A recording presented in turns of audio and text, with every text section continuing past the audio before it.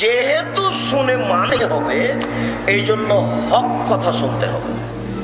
আমি, আল্লাহ মাফ করো, আমার তদন্তের কথা বলছি। আমি বলি না যে আমি চূড়ান্ত তদন্ত করেছি, আমারটাই শেষ, এ কথা বলি না।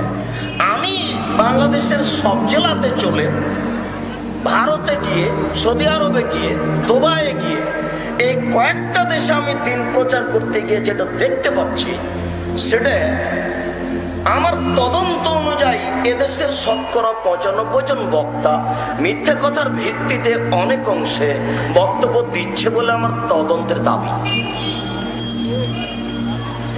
এদেশের শতকরা 98 জন মুফাসসির মিথ্যা তাফসির বলে জনগণকে ভুল পথে নিয়ে যাচ্ছে বলে আমার তদন্তের দাবি। আমি বলি না যে আমার দাবি চূড়ান্ত, তবে আপনি তদন্ত করলে এর চেয়ে কমও হতে পারে, এর চেয়ে বেশিও হতে পারে।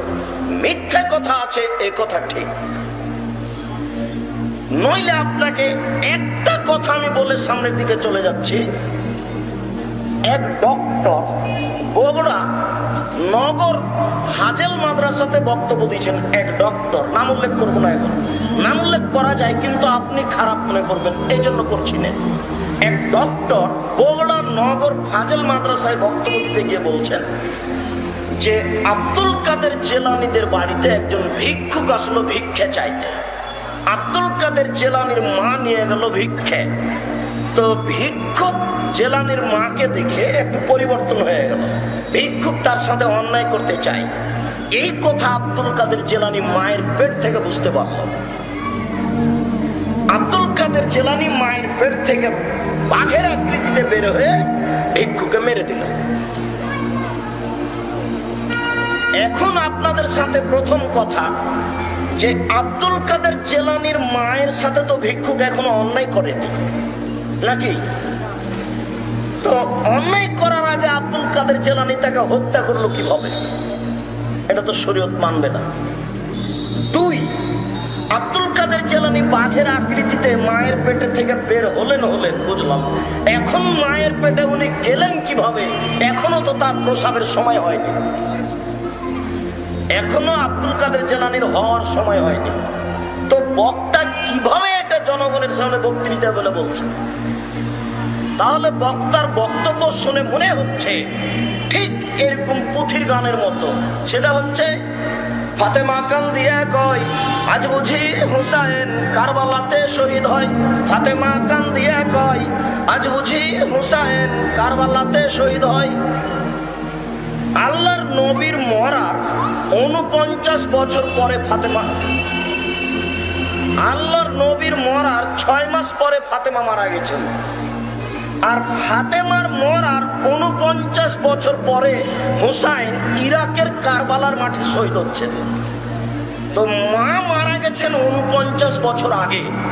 সেই মা কি করে বলতে পারেন ফাতেমা কান্দিয়া কয় আজ বুঝি হুসাইন কারবালাতে শহীদ হয়? কথাটা বুঝতে পারলেন না? ধর্ম কেমন চলছে দেখেন। মানে আপনাকে শুনে মানতে হবে, হক কথা শুনতে হবে, এই জন্য কথাটা বলছি।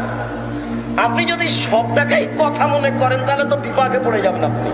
দেখেন বক্তা বলছেন ফাতেমা কান্দিয়া কয় আজ বুঝি হুসাইন কারবালাতে শহীদ হয়। আরে মা তো 49 বছর আগে মারা গেছেন, তিনি বলবেন কি করে? এটা হয় কি করে? তাহলে বক্তার আর মুফাসসিরের কথা ঠিক পুথির গানের মতো। পুথির গান মানে 6 মাসের রাস্তা মর্দ 6 দিনে গেল, ঘোড়ায় চড়িয়া মর্দ হাঁটিয়া চলিল। দেখেন এটা হলো পুথির গান। 6 মাসের রাস্তা মর্দ 6 দিনে গেল, ঘোড়ায় চড়িয়া মর্দ হাঁটিয়া চলিল। শুনেননি? এটা পুথির গান। হুজুর মনে করেছেন যে বক্তব্য এরূপ, আর আপনারা মনে করছেন যে ধর্মের নামে যেটাই বলবে সেটাই ধর্ম। তা হবে না, জি না, হতে পারে না। পৃথিবীতে মাত্র একজন মানুষের কথা চলবে, যার নাম মুহাম্মদ সাল্লাল্লাহু আলাইহি সাল্লাম।